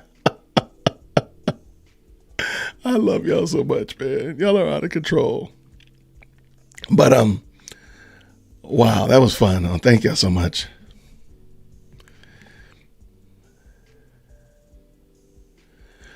Oh wow! So I would still have to pay the same price. I'd have to pay $500 for a glass of lemonade because my ancestors may have snitched. Wow! And then of course, you're going to be able to say if people don't come to buy the $500 lemonade that they are racist. But if they do come and pay for it, they're paying for the systematic oppression. I love it. I love it. You got it. You got it right there. You got it going on. They're acknowledging their systemic oppression, or whether they've been externalizing the oppression or internalizing the oppression. They are now paying off their debt to society and dismantling the patriarchal system that meritocratically has oppressed people of various and sundry strata. Now that $500 glass of lemonade is making all things right. Boom, shakalaka, boom. There you go.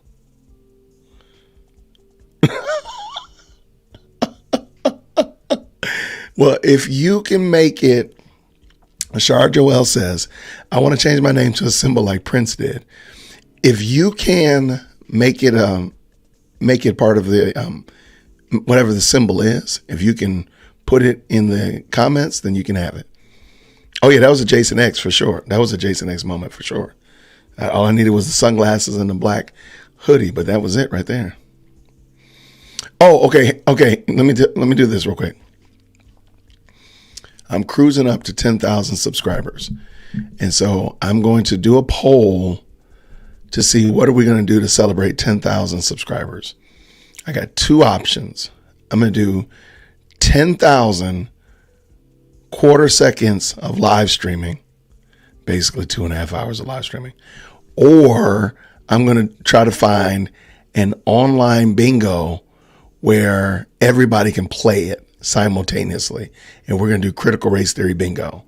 If I can find a critical race theory bingo, because I want to be able to make the custom bingo board, and then everybody be able to download a bingo board and play it at home or play it on their own while we're watching it together.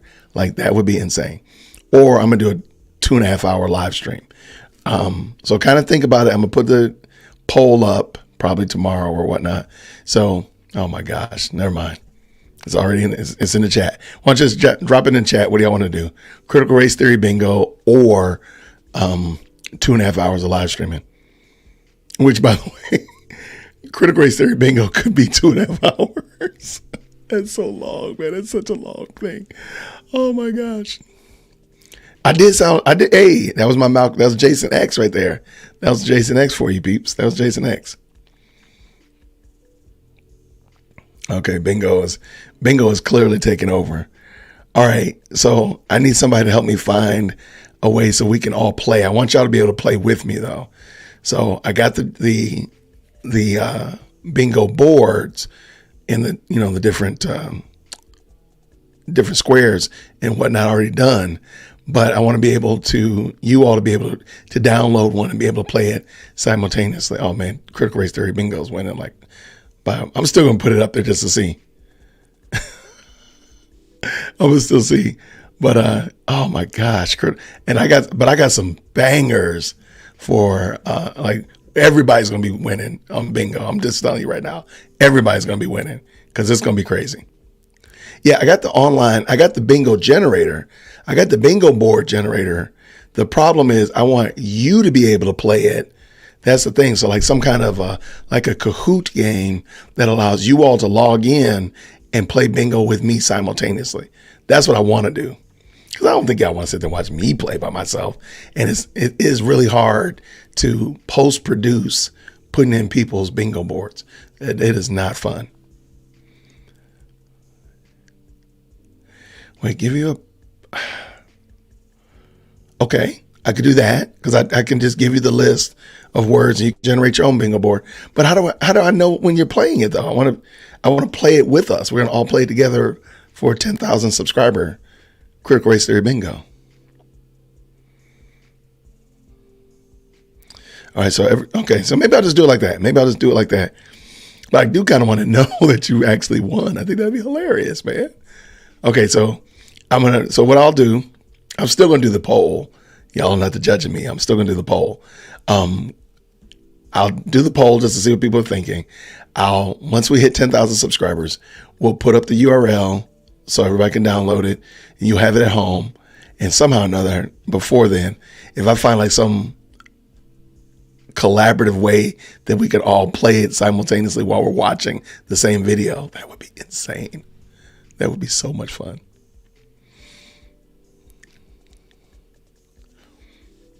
Oh, no, you got it. No. You have to. No. If you win, you're going to have to give like a 3-second, like a 60-second CRT TED Talk or something and use all the bingo phrases that you won. No. You're not going to get away with that, man. No, sir. You're going to have to play the whole thing. You got to do the whole thing. Really? Okay, so this has a virtual play. Bingo Baker. But can I make specially boards? So that's the thing. Because I think I've seen this one, Susie, but they're doing traditional bingo. So we're doing like that special bingo with the crazy stuff that we be putting on it. So that's the only thing. Like, can we still put this? If I could put the specialty board on there, then we could. I didn't see it when I looked at that one.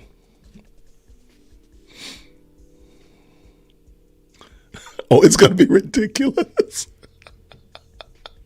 It's going to be ridiculous. And we'll find some kind of prizes. We'll find some way. We'll find some kind of virtual prizes. Okay, so Susie, send me the link again then. Send me that link again. I'll double check, make sure I thought I remember that name, Bingo Baker, and I thought it didn't. But if it's customizable, then I will customize it, put in the terms that I've used before for Critical Race Theory bingo. And then but we also got to get 10,000 subscribers too. So I'm about 400 shy of it. So if we can get that, make that happen, tell a friend, go over and help this guy out, and then we'll make it work. I don't care what y'all say. That coffee is amazing. That coffee is out of this world. But I love it.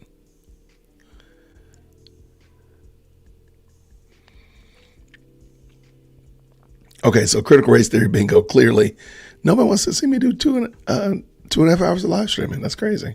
I feel some kind of way about that.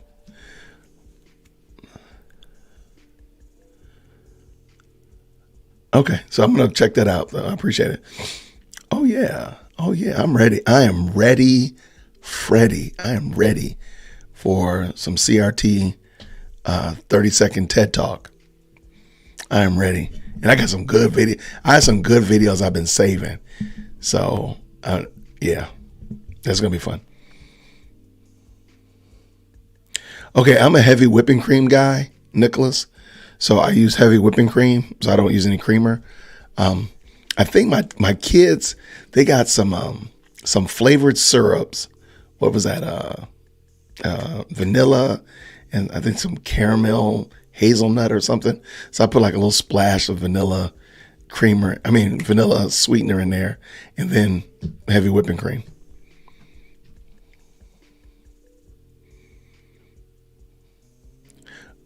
Yeah, the editing for Critical Race Theory bingo is intense, but that's okay. We're gonna have a good time. I'm ready for it.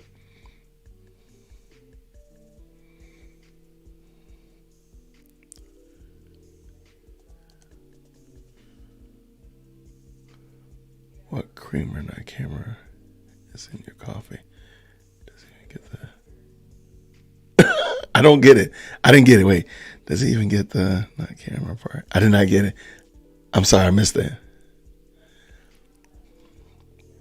Oh, it could, absolutely.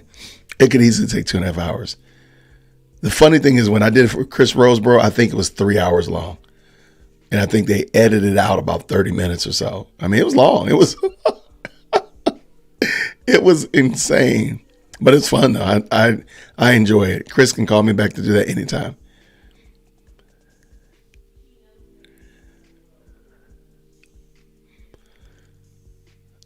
Why you been off of work that long? Girl, you better go back to work. Since the 15th, girl, that's like, you want like some vacation stuff right there. Go to work. Go back to work. We need you. This economy needs you.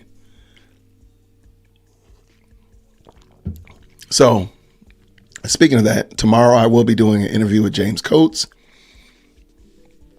You are the trainer, okay? If you need training, then you're in trouble. I will be interviewing James Coates tomorrow from Grace Life Church in Canada. We're not going to be primarily talking about, the lockdowns and stuff like that. I will ask him a couple questions about that, but really I want to ask him about his sermon at G3, as well as him and his wife both spoke at G3. His wife at the women's breakout session, and I heard fantastic things about that. And then of course he spoke at the main session. So I just wanted to talk to him about that and just hear his thoughts and pick his brain a little bit about being a pastor in this day and age. And then that's Wednesday. And on Friday, this Friday coming up, I am Andy Stanley. I know y'all have not heard that name in a long time. Andy Stanley, in an effort to do some pre-damage control for that parents of children who are in the alphabet community conference that he's doing in either this month. He's doing it in October. So this Sunday coming up, he's doing a church-wide, he's doing some damage control because it's getting out and a lot of people are calling him on the carpet about it. So he sent an email to all of his church members. Well, I'm not his church member. Why did I get an email? Well, somebody who doesn't go to his church anymore, but they haven't purged off the roster, got the email and they sent it to me. So I'm going to read that email to y'all on Friday. And we're going to talk about what this conference is about. And, is Andy being fair? I think that's going to be a fun conversation. So that's going to be on Friday.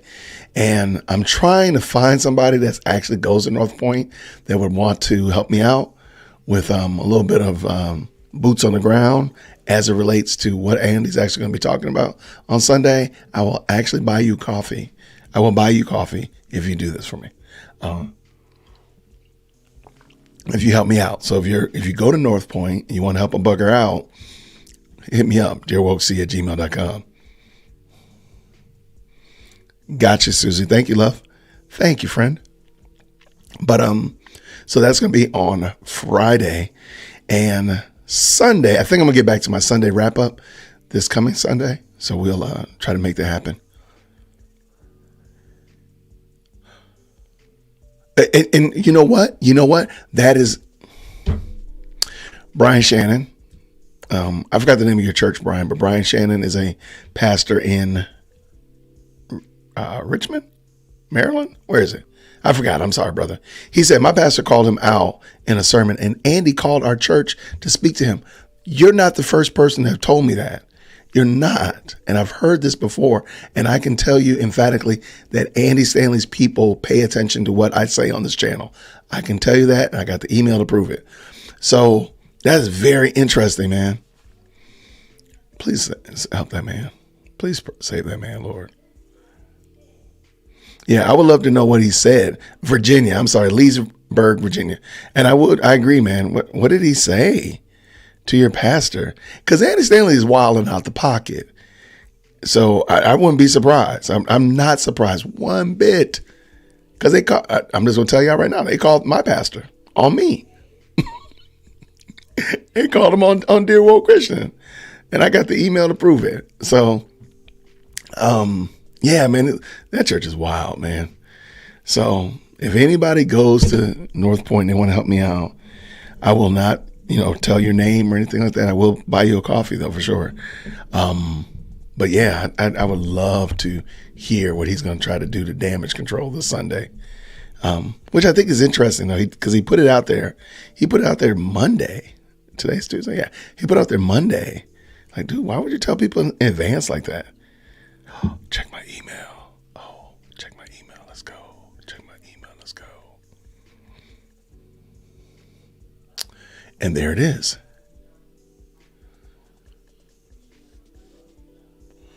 Oh, okay.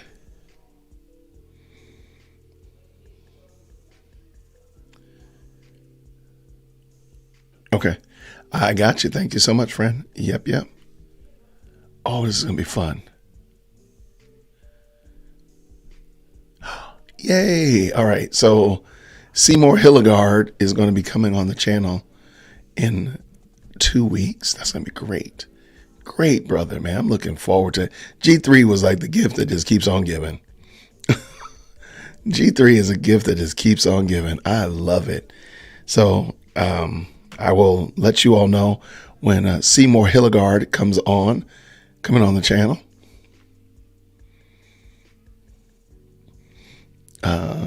I checked my email. Thank you so much. I will be replying back to you, friend.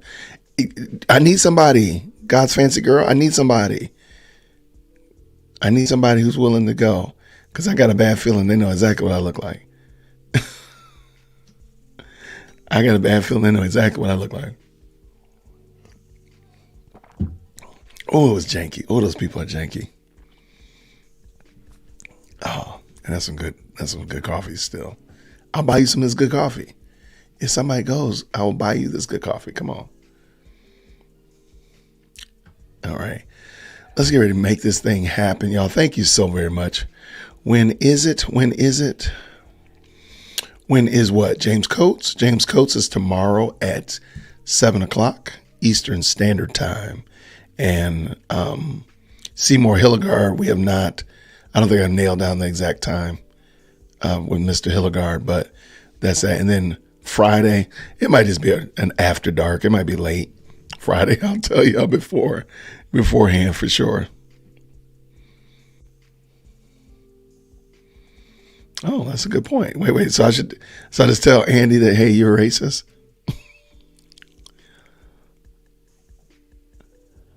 Oh, what time is Andy? Oh no, I'm sorry.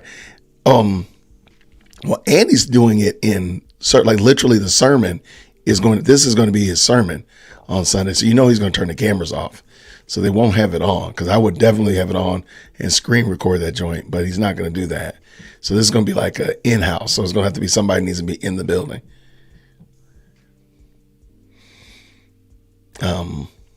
Sadly, God's fancy girl, my adrenal glands are shot. So I could literally probably go to sleep after I get off this live and I'm still chugging. I got about at least 8 ounces of coffee left.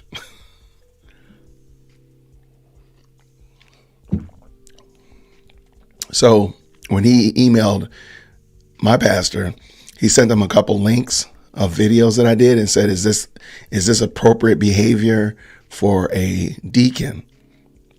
And my pastor said, yeah, and kept it moving, never replied back to him. North Point Community Church this weekend. Chicken grease. I look sleepy. How dare you say that about me? I just got bags under my eyes. I'm old. Come on. Here, I put my glasses back on. There. So since you're talking about me. But then y'all can see my screen. I don't like that.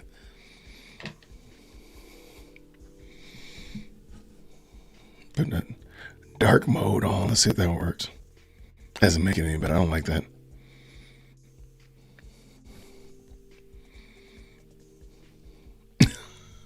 See, I look sleepy. Man, that's messed up, man. Yeah, Joel ain't worried about that. I mean, they know what I do here. So if I was out of pocket, if I was out of range, then they would have definitely known. And of course, if several of my church members watch my videos. Some of my church members are subscribers. Several of my subscribers have become church members because they follow me. So again, if I was out of pocket, there would be some kind of corrective action going on. Are you trying to say I can't see? I'm just talking. Q, you better leave me alone. Okay? just stand down, stand down. But yeah, man. So I think the idea and the notion that any critique is bad form is that ship has sailed. And matter of fact, I was even thinking about it during the Essential Church video, because they have that clip of Andy Stanley saying God doesn't command that we worship, that we gather to worship rather. And I was like, man, just watching that, I was like, man, the amount of arrogancy that he displays when he does that is pretty serious. Like, that's a lot. He has a lot of pride in that statement. Come here. He doesn't. Like, he's saying that God doesn't require that we gather to worship. There's so many problems with that I honestly don't know where to begin. But so, yeah, and he's got a myriad of other problems. I think the gathering, North Point doesn't need to gather. North Point should, those people should stay remote as long as possible and as far away as possible. And then when they get done, go to a real church and be pastored by a real pastor. However, I think church attendance is not Andy Stanley's biggest problem. Out of 10 problems that he has, it's definitely, number 8 or something like that. But it's not the biggest problem that he has. Thank you so much, Susan. Thank you so much. It was a cameo, and goodness gracious, it was terrible. Like, go away. Like, why is this guy on here? Get the guy out of here. They would be better off remaining Bedside Baptists than going to North Point. I said it. Yep, I did say it. You would be better off being a Bedside Baptist than going to North Point. But this Sunday, I would appreciate you going and recording it for me if you could help me out. Help me out. Help me out here.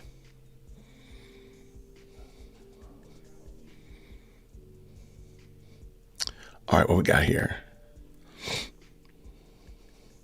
Oh, he got 99 problems, and Scripture is probably all of them.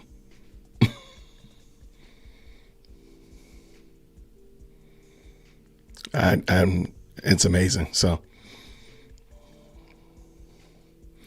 I love it. I love it. Well, good people, I do appreciate y'all. Thank you so much. And the truth ain't one. There you go. He got 99 problems and the truth ain't one. There we go. I like that better. But everybody, I want to thank y'all so much for hanging out with me on this evening. At least half, girl, I'm going to say, well, let's say like this. The lack of scripture is probably the root of all of them. So, because a lot of them are because of the fact that it's not scripture alone. Like, they don't trust the sustainability and the sufficiency rather of the scriptures. They don't trust it. So because of that, they have all of these other truths, lowercase t, that they subscribe to. So yeah. But if somebody goes to North Point and they want to help me out, dearwokec@gmail.com, I will buy you coffee. I'll come and get the secret file that you bring to me, or the recording or whatever. You can live stream it to me. I don't care. Because I know it's going to be amazing. I know it's going to be such a dumpster fire. It's going to be a dumpster fire. If you attend North Point, run.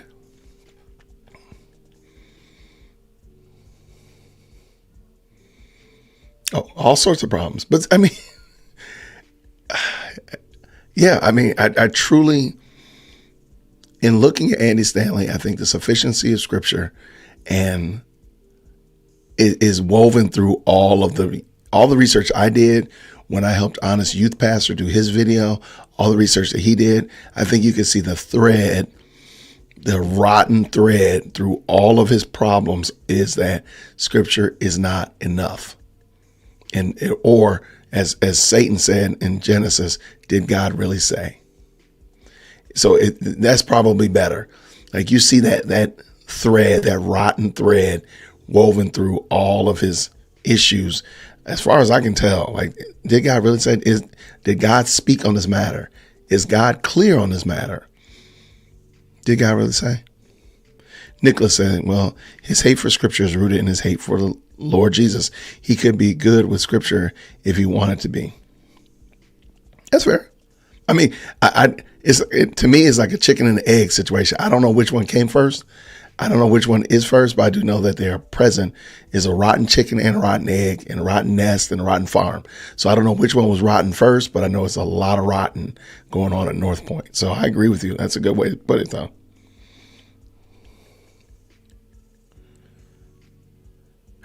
Q, get out of here. Q, I'm going to put you in punishment. Didn't we put you in timeout? Yep. See, I love it. Yep, Jamar. See, Jamar, you getting love already, brother. Already. Oh, Shar, I'm not going to put that on the screen, but I agree with you. Somebody convinced me of that yesterday. We were discussing. No, I'm sorry. Somebody convinced me at the conference. We were talking about that. I'm not going to put that on the screen. However, I do kind of believe it. I do believe it now. Oh, yep. Honest Youth Pastor did that right there. Thank you. Jamar, I love it. Jamar, I love it. No more calling. So you're going to actually have to change your name. Formerly known Jamar, formerly known as Nicholas. That's what I think we need to have happen, Nicholas. We need you to change your name from Nicholas to Jamar, formerly known as Nicholas. That would be the best. If I saw that, I would probably pass out laughing.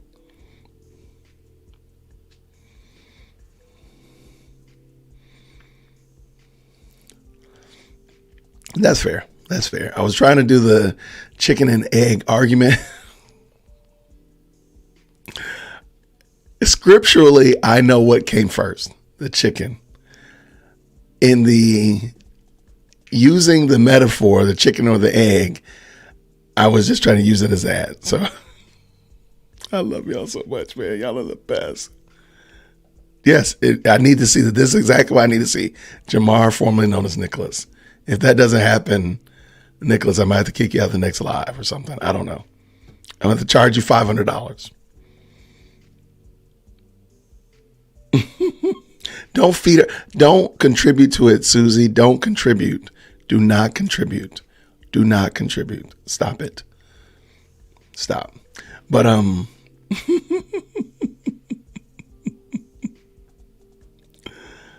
who's gossiping about Q? Why y'all gossiping about Q? Why are y'all doing this? Why? Wait, why were y'all gossiping about Q? Oh, I see it. Oh, goodness gracious. Yeah, wow. But go ahead and tell me what y'all have for dinner. Go ahead and do it. Don't just go ahead and be honest. Hurry up quick before I tell y'all not to do it. But it was almost over. We're almost done. We're literally out of here. We're out of here. And somebody got to ask the question.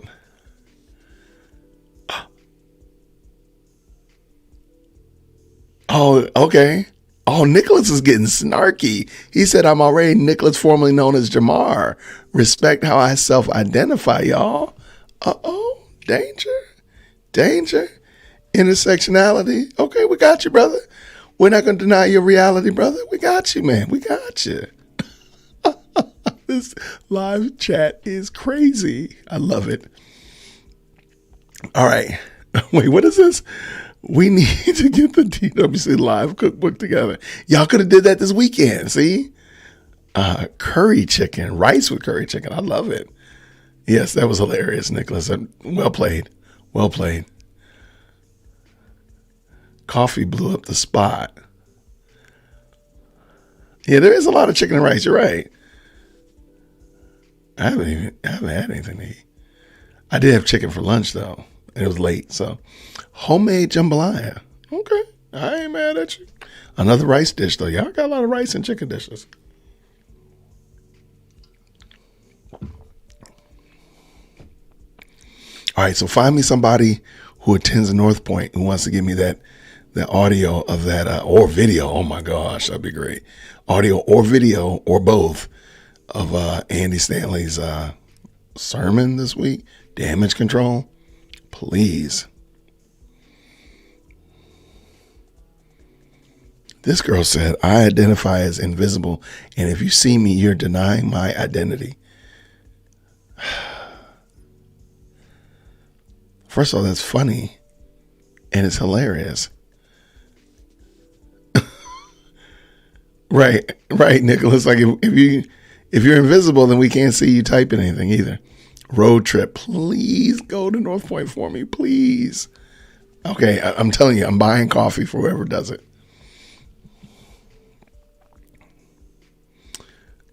Just invisible like John Cena. Or, I'm sorry, just invisible or as John Cena. I love y'all. Y'all are hilarious, man. You all are hilarious. I don't know how you all do this, but it's fun. All right, so let's do this again tomorrow. Please come ready to hang out with James Coates. That's going to be fun. I did see your comment, your email rather. I will get into that in a second after I get done with this live stream. So, oh, wow. Got a couple emails. What do you know about that?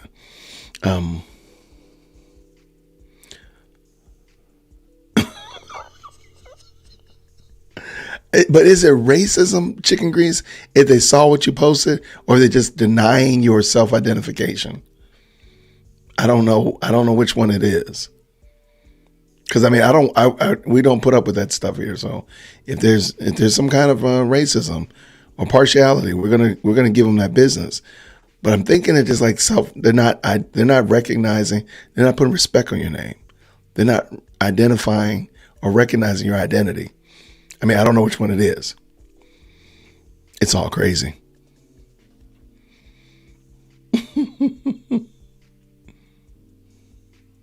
Well, we know that. It's just the problem is we got Chicken Grease. Oh my gosh. Is that a new visibilism? Invisibilism? Oh my gosh. Why are you like this? Invisibilism. Invisibilist? Put a little respect on a name. Put some more respect on that name. Yeah, Jamar, I don't know what, I feel like we've lost this thing. The wheels on this bus have come off. Man, we were so good. We were right there, almost at the finish line, and somebody pushed us off the cliff. No, have no fear. I have some coffee and it's good. Everybody, thank y'all so much. I'm going to get ready to get out of here. You all are the best. Thank you very, very much. I appreciate you hanging out with me, listening to my ramblings about G3, which was a lot of fun. I had a great time there, and I'm hoping that you all will enjoy James Coates coming on tomorrow. Next week, I believe I'm going to have Mr. Hilligard come on, and we'll talk about what he's doing. I'll make sure you have a bio on him before then. And we're going to just have a lot of fun. Again, if you know anybody that goes to North Point, help me out. Help me out. Come on. Help me out. I'm buying coffee. See? What have you done to my live stream? I agree. 100%. The Bible bus is broken down. See, and we were doing so well, though. We were doing so well. So well. I don't know. I think it's a toss-up between Q, Nicholas, and Chicken Grease. One of those three, I think, is really responsible because we were doing so good today. We were doing so good. Shar, let's end it with this. G3 sounded awesome. I'm going to have to check out all the videos. I was at homeschool retreat over the weekend and missed everything. It's okay. It's perfectly okay. But I appreciate your support. I met a lot of people from Grace Community Church. A lot of them. That was kind of wild. I think I even emailed you all about that. Just like, man, I met a lot of people from Grace. It was kind of wild. But I loved it. So it was a lot of fun. And looking forward to the next one. The Lord willing, was that 2025? It'll be here in Georgia too. So come on, let's do it, y'all. Come on. Let's save up our coins. We can make this happen. Let's do it. Anyway, good people, I thank y'all so much for hanging out with me. Let's do it again tomorrow, Lord willing, and we'll be talking with James Coates. And until then, everybody, until next time and in between time, grace and peace. Take care, everybody. See you real soon.